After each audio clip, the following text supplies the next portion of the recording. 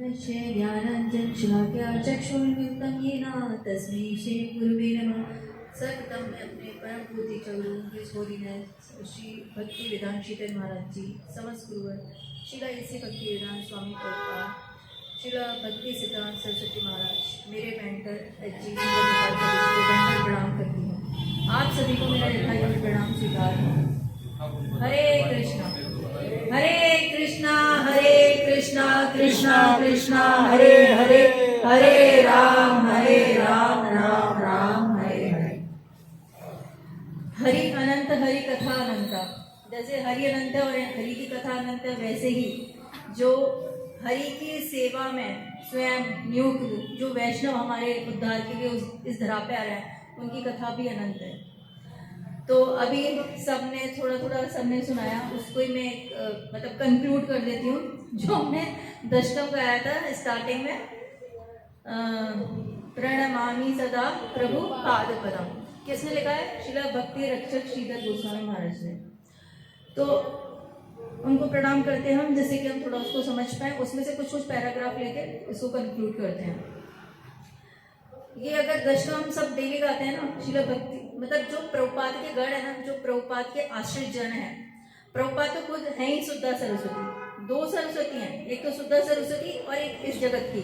इस जगत की जो सरस्वती है, जो हम सरस्वती का प्रे करते हैं ना, हमें मेटलिस्टिक एजुकेशन कि मेरा एग्जाम अच्छा हो जाए, मैं वो इस जगत की सरस्वती है। और शुद्धा सरस्वती जो कि हमारा भगवान से योग कराने में जो हेल्प करती है, वो शुद्धा सरस्वती। तो शिला भक्ति सिद्धांत सरस्वती, उनको एक टाइटल ही डबल है सरस्वती, क्योंकि वो शुद्धा सरस्वती है। तो वो तो है ही विद्वान, लेकिन उनके गढ़ भी बहुत विद्वान है। तो जो ये भक्ति रक्षक श्रीधर गोस्वामी पाद ने ये लिखा है ना, यदि आप इसको पढ़ोगे ना, इसका जो हर लाइन का जो एंडिंग वर्ड है, सेकेंड लाइन का फर्स्ट वर्ड वहीं से स्टार्ट हो रहा है। जैसे सुजनार बुधरादित पादु युगम युग धर्म धुरंधर पात्र वरम। तो पात्र वरम से एंड हुआ, तो नेक्स्ट लाइन हो गई वरदा भेदायक पूज पदम प्रणमामि सदा प्रभुपाद पदम। सारी सब लाइन्स जो है वो इसी तरह से है इसमें ना। और उसमें उन्होंने कैसे ग्लोरीफाई किया है, बहुत सारे पॉइंट्स को टच किया है। अब देखो, एक तो ये ना जैसे दीदी ने बताया, श्री गौर किशोर दास बाबा जी महाराज, उनके दीक्षा गुरु है और उनके शिक्षा गुरु शिला भक्ति विनोद ठाकुर। तो एक बार उनसे किसी ने पूछा, क्योंकि इनको तो बहुत सारे टाइटल्स मिले हुए थे हर चीज में, ये तो एकदम सुप्रीम लेवल का इंटेलिजेंस था इनका, एस्ट्रोनॉमी और सारे जितने भी अपने साइंस, हर चीज में, मैथमेटिक्स, हर चीज में। तो एक बार किसी ने इनको पूछा कि भाई आप तो इतना क्वालिफाइड हो, एजुकेटेड हो, लेकिन आपके जो दीक्षा गुरु हैं श्री गौर किशोर दास बाबा जी महाराज, वो तो अगर हम जागतिक दृष्टि से देखें, मेटलिस्टिक पॉइंट ऑफ व्यू से देखें, तो वो तो पढ़े लिखे थे ही, तो आपके गुरु तो पढ़े लिखे नहीं है। तब इन्होंने क्या बोला कि आप जिस एजुकेशन की बात कर रहे हो ना, जिस भौतिक एजुकेशन की बात कर रहे हो, वो कुछ काम नहीं आने वाली है। जब हम, क्योंकि सबका क्या है, नेक्स्ट बर्थ तो हो गई, तो उसके बाद क्या होगा, कोई जब हमारा नेक्स्ट बर्थ होगा, मान लो ह्यूमन लाइफ हमें मिल भी गई, तो मान लो अभी हमने यहाँ पे एमएससी करके छोड़ा है, तो क्या नेक्स्ट लाइफ में हम एमएससी के बाद से पीएचडी करेंगे? वापस से जीरो से पढ़ना पड़ेगा। लेकिन जो स्पिरिचुअल एजुकेशन होती है, यहाँ पे यदि हमने 10% कर लिया, तो नेक्स्ट लाइफ में वो 11 से स्टार्ट होगा। ऐसा नहीं है वो जीरो से स्टार्ट होगा। तो बोलते हैं कि जो जितनी भी सारी विद्याएं हैं ना, शिला भक्ति सिद्धांत सरस्वती महाराज बोलते हैं मेरे गुरु के चरणों से निकलती हैं, क्योंकि उनके पास वो विद्या है जो कि पारलौकिक, जो जीव का जो असली जो जीव का धर्म है, जो असली जीव का गंतव्य है, वहां पे पहुंचाने वाली है। तो इस तरह से इनका क्या था, अपने गुरु के प्रति इस तरह से इनका मतलब हम देखो, श्रद्धा, कितना प्रगाढ़ श्रद्धा है ना अपने गुरु के लिए। हम तो क्या है, हमारी ऐसी श्रद्धा है, थोड़ा सा भी कोई इधर उधर बोल देगा ना, तो हमारा दिमाग हिल जाता है फिर कि अरे हम गलत जगह तो नहीं चले गए, हमें ऐसे। लेकिन इनका ये श्रद्धा। तो अब इसमें जैसे फर्स्ट पैराग्राफ हमने पढ़ा, सुजनार बुधरादित पाद युगम युग धर्म धुरंधर पातवरम। तो इसमें शिला भक्ति रक्षक श्रीधर गोस्वामी महाराज जी बोल रहे हैं कि मैं कोटि कोटि करोड़ों अर्बुद मत करोड़ों सज्जनों के द्वारा आराधित। सज्जन यहाँ पे इस जगत में भी हम सज्जन बोलते हैं ना, जो अच्छी काम करता है उसको हम सज्जन बोलते हैं, लेकिन यहाँ पे सज्जन किसको बोला है? भक्तों को। यहाँ पे भक्तों को सज्जन बोला है।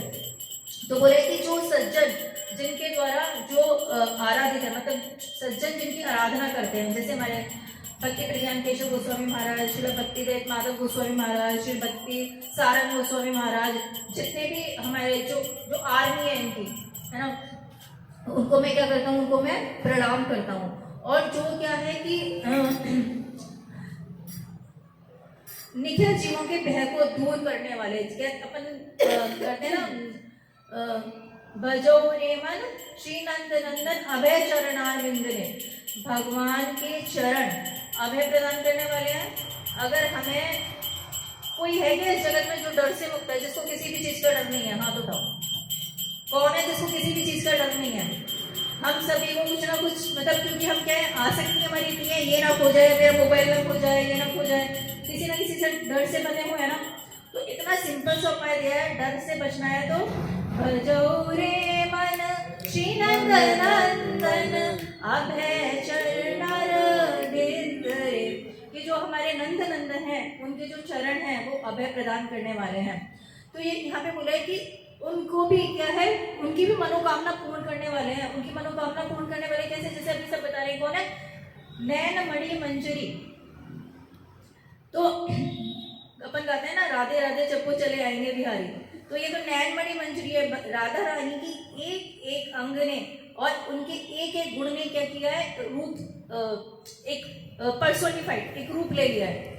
जैसे कि रूप गोस्वामी, उनका रूप का पर्सोनिफाइड, रति मंजरी जो रघुनाथ दास गोस्वामी है अपने, तो इस तरह से ही जो उनके नैन है ना, उन्होंने क्या है? नैनमणि मंजरी, वो नैनमणि मंजरी है। वही नैनमणि मंजरी अभी क्या बन के आ गई?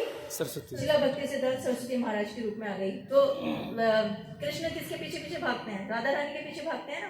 और जैसे अभी क्योंकि बचपन से ही क्या था, कहते हैं ना, पूत के पाँव पालने में दिखते हैं। तो सबको पता ही है कि जगन्नाथ जी का रथ 3 दिन तक खड़ा रहा वहां पे, इनके घर के आगे जगन्नाथ जी का रथ 3 दिन तक खड़ा रहा। कब चला? जब 3 दिन के बाद इनकी माँ, जब इनको गोद में 6 महीने के थे केवल, गोद में लेके जब आई, और फिर क्या हुआ? जगन्नाथ जी की माला गिर गई। तो इसके पीछे क्या सिद्धांत, क्या वैष्णव सिद्धांत देते हैं गुरुवर्ग हमारे, कि जब कृष्ण जो है ना, जब कृष्ण खड़े होते हैं बड़े ऐसे अपने टनके में खड़े हैं अपने फ्रेंड्स के साथ ना, और लेकिन जैसे क्या होता है, राधा रानी जैसी आती है ना, और जैसे एक निगाह राधा रानी की पड़ती है उनके ऊपर, तो क्या होता है? उनका पीताम्बर गिर जाता है। कुछ लोग है ना, पीताम्बर गिर जाता है उनका, कृष्ण गिरने वाले होते हैं। सखा रुकते हैं, भाई वे रुक जा, क्योंकि सब माँ बाप सब खड़े हुए वहाँ पे ना, तो बाबा खड़े हैं, यहाँ पे माँ खड़ी है, तो संभाल अपने आप को। तो मतलब राधा रानी के देखते ही क्या हुआ? कृष्ण खुद को ही नहीं संभाल पाए। तो अब जब नयन मंजरी सामने आ गई तो क्या होगा? जगन्नाथ जी कैसे अपने आप को संभाल पाएंगे? तो जगन्नाथ जी की माला गिर जाती है। तो इस तरह का इतना अच्छा भाव देते हैं वो। फिर इसमें जो पतित जनों के भी प्रति अति करुणा में है, पतित जनों के प्रति भी अति करुणा में है। तो प्रभु जी बताते हैं कि करुणा जो होती है ना, 2 तरह की होती है। कैसे 2 तरह की? एक होती है मंदोदय दया, जो होती है करुणा, दया जो होती है वो 2 तरह की होती है, मंदोदय दया और अमंदोदय दया। क्या डिफरेंस है दोनों में? बताओ। मंद उदय दया वो है जो कि थोड़े टाइम के बाद खत्म हो जाती है। एक भूखा इंसान है, आपने उसको खाना खिला दिया, क्या हमेशा के लिए पेट भर गया उसका? तो सुबह खिलाया तो शाम तक आपकी दया का असर खत्म। और किसी को मान लो आपने पढ़ाई, किसी को पढ़ा दिया आपने, तो भी वो इस जीवन तक ही रहेगा, उसके बाद पता नहीं वो क्या करे क्या नहीं करे। तो इस जगत में हम जो भी सोशल वेलफेयर के लिए जो भी काम करते हैं ना, वो क्या है? मंद उदय दया, जिसका जो इफेक्ट है वो क्या होगा? खत्म हो जाएगा। तो अमंद उदय दया क्या है? जैसे गुरुदेव एक बहुत अच्छी स्टोरी सुनाते हैं। एक बच्चा है ना, मेला में खो गया, वो अपने पिता के साथ गया और मेला में खो गया। अब मेला में खो गया तो वो रो रहा है जोर जोर से, तो बच्चे को रोते हुए देखते इकट्ठे हो जाते हैं ना उसकी चारों तरफ। अब कोई लाके उसको ना कुछ खाना है, तेरे को आइसक्रीम लाके दे रहा है, चॉकलेट लाके दे रहा है, खा ली उसने, फिर रोना चालू कर दिया उसने। कोई उसको मतलब कुछ ला के दे रहा है, लेकिन वो कर लेता है, फिर रोना चालू कर देता है। लेकिन एक ने सोचा कि इसको लेके गया पुलिस स्टेशन, वहाँ पे पता किया कहाँ उसके पिताजी से उसको मिला दिया। तो किसने बेस्ट काम किया? जो पिताजी से मिला दिया। तो यहाँ पे वही है कि हम जीव क्या अभी भटके हुए हैं, हम भटक गए, भगवान को भूल के हम यहाँ पे आ गए। तो यदि कोई हमें जीव को किससे मिला दे, उसका जो अल्टीमेट डेस्टिनेशन है, जो उसको, क्योंकि हम किसके अंश हैं? भगवान बोलते हैं ना, ममे वांशो जीव लोके जीव भूत सनातना, भगवान के अंश हैं हम। वो हमें जितना प्यार करता है उतना कोई नहीं कर सकता। तो यदि कोई हमें उससे मिला दे तो वो क्या होगा? वो क्या होगी? अमंत उदय दया, जो कि कभी खत्म नहीं होगी, जो कभी मंद नहीं होती। तो प्रभुपाद ने क्या किया? प्रभुपाद ने ये तो किया, प्रभुपाद ने गॉड मठ क्यों बनाया? कि जो भटका हुआ जीव है उसको भगवान से मिलाने के लिए। इस संसार में हम कितना भी कुछ इकट्ठा कर लिया, हमने पैसा इकट्ठा कर लिया, कि पैसे से हमेशा सुख मिलेगा? नहीं, ऐसा होता तो जो इतने इतने रिच वेल्दी लोग हैं वो सुसाइड नहीं करते। एक अच्छा परिवार है, उससे सुख मिलेगा हमेशा। रावण है, रावण के पास सोने की लंका थी, उसके 1 लाख पुत्र, 1,15,00,000 नाती, मंदोदरी जैसी पत्नी उसकी इतनी सुंदर, उसको कभी चैन मिला? जिसका कि मेघनाथ जैसा पुत्र आज्ञाकारी। तो इस संसार की जो सारी चीजें हैं ना, वो कोई भी आपको परमानेंट सुख नहीं दे सकती। एक सिर्फ जो कहते हैं ना, हरि के जो भक्त है वो मस्त रहते हैं बस ना, उसके आनंद में, उनको कुछ नहीं चाहिए। वो कहते हैं कि हमें तो गोलोक भी नहीं चाहिए। वो कहते हैं कि बस आप अपनी लीला में आपके भक्तों का, जो रसिक भक्त है उनका संग दो हमें। हम देख लो ना, हमेशा मतलब देखो हर 2 दिन में प्रोग्राम होता रहता है, आराम से कीर्तन करते हैं, डांस करते हैं, अच्छा रिफ्रेशमेंट हमको मिलता है, अच्छा सब खाने को मिलता है हमें, और आराम से मजे से पूरा सुबह थोड़ा साधना करते हैं। तो भगवान और लीला इतनी सुंदर सुंदर भगवान की लीलाएं सुनते हैं, और मेटलिस्टिक उसमें क्या है? तो इसीलिए ना एक नियम है, इतने घंटे साधना करो। 8 घंटे हमने साधना किया, 8 घंटे हमने चलो अपने दूसरे काम किए, और 8 घंटे ऐसे करके हमें डिवाइड करना चाहिए। ऐसे नहीं कि पूरा अपने आप को बस, जैसे गधा होता है ना, गधा उसके आगे डंडी लगा के आगे घास लगा देते हैं। वो सोचते हैं, वो भागता जाता है, धोबी उसे खूब काम करवाता है, वो सोचता है कि ये घास मुझे मिलेगी। लेकिन क्या मतलब, वो जितना दूर जाएगा उतना वो दूर जाती है। तो उसी तरह से हम भागे जा रहे हैं कि एक दिन हमें सुख मिलेगा, तो प्रभुपाद ने क्या किया? इसीलिए क्या बनाया उन्होंने?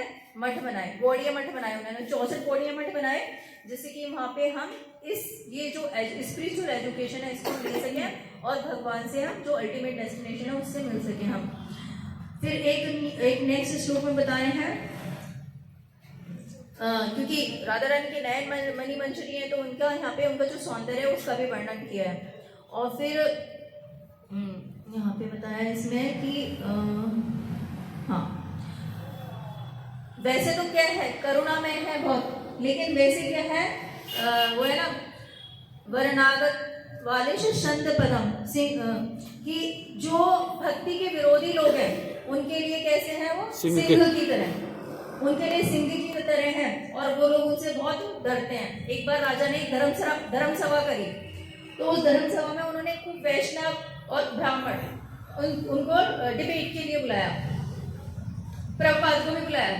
तो जब उनको वहां पे ये पता चला, ब्राह्मणों को ये पता चला ना, क्योंकि जाति गोसाई ब्राह्मण सब इनके अनिष्ट हो गए थे, क्योंकि ये शुद्ध बात बिल्कुल जो एकदम एक करेक्ट बात पे है ना, वो कभी ना तो डरेगा, जो और हमेशा एकदम गर्जना करेगा, क्योंकि उसको पता है मैं गलती नहीं हूँ।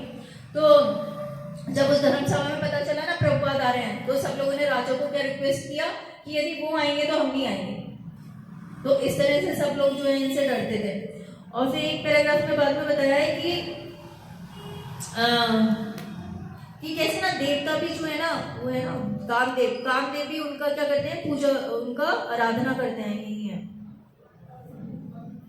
ये रहा, जिन नख चंद्रों की वंदना कोटि कोटि कामदेव करते हैं।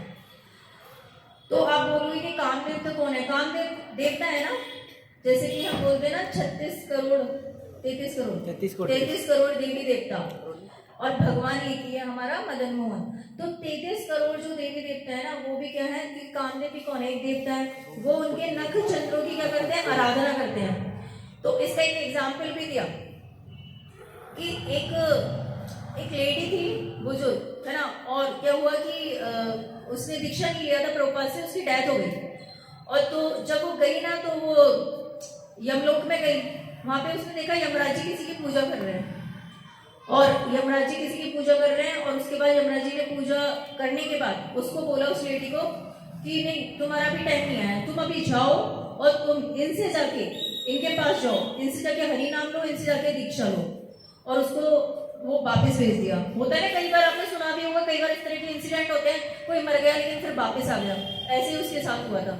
फिर वो वापस से आई और वापस से वो श्रील भक्तिसिद्धांत सरस्वती प्रभुपाद के पास गई। उसने स्वयं देखा यमराज जी उनकी आराधना करना। तो इस तरह से देवता भी जिनकी आराधना करते हैं। तो इस तरह से, और जैसे दीदी बता रही थी, नेहा बता रही थी कि ना किस तरह से सिद्धांतों से कभी भी समझौता नहीं किया उन्होंने ना। और इतना, जैसे इसमें एक आगे आता है कि कितने कठोर, जैसे कि हमारे रघुनाथ दास गोस्वामी का हम सुनते हैं ना कि एक दो ना छाछ पी के केवल रह जाते थे वो, उसी तरह से उतना ही कठोर व्रत इन्होंने किया। जैसे दीदी ने बताया ना, चंद्रयान व्रत करते थे, एक घास खाते थे केवल। जैसे कि जब अमावस्या होती है उस दिन तो कुछ भी नहीं खाएंगे, नेक्स्ट डे जब थोड़ा सा चांद निकलता है तो एक घास, फिर चांद नेक्स्ट डे और बड़ा होता है तो 2 घास। और वो भी कैसे, ऐसे नहीं किसी बर्तन में लेके ऐसे खाना, ऐसे नहीं, जैसे गाय खाती है ना वैसे। अभी भी वो पत्थर है वहां पे नवद्वीप में, वो उस पत्थर पे डाल देते थे और उस पत्थर पे वो मुंह से जीभ से ऐसे वो ऐसे खाते थे। वो पत्थर आज भी है। तो इतनी कठोर, जैसे रघुनाथ दास गोस्वामी की तपस्या है, उस तरह की तपस्या इन्होंने की है। और कैसे उन्होंने, जैसे श्रीला भक्ति विनोद ठाकुर के अभिष्ट को पूर्ण किया है। श्रीला भक्ति विनोद ठाकुर ने बोला, उन्होंने तो क्या किया कि धाम प्रकाशित किया भक्ति विनोद ठाकुर ने, लेकिन इन्होंने क्या किया था, धाम की महिमा को जगह जगह विदेशों में भी पहुंचाया। अपने जो इनके गण थे, स्वामी प्रभुपाद और दूसरे जो गण थे उनके द्वारा।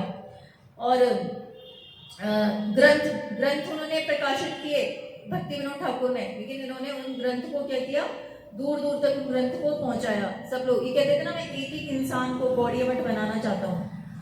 तो इस तरह से, और इनके शिष्यों के बारे में और भी, जैसे एक बार भक्ति सारंग महाराज जी एक बार कोई धनी मानी व्यक्ति था, उसके घर पे गए कि इसको प्रभुपाद से जोड़ना है। जैसी दया गुरु के अंदर है वैसी ही शिष्यों के अंदर भी है।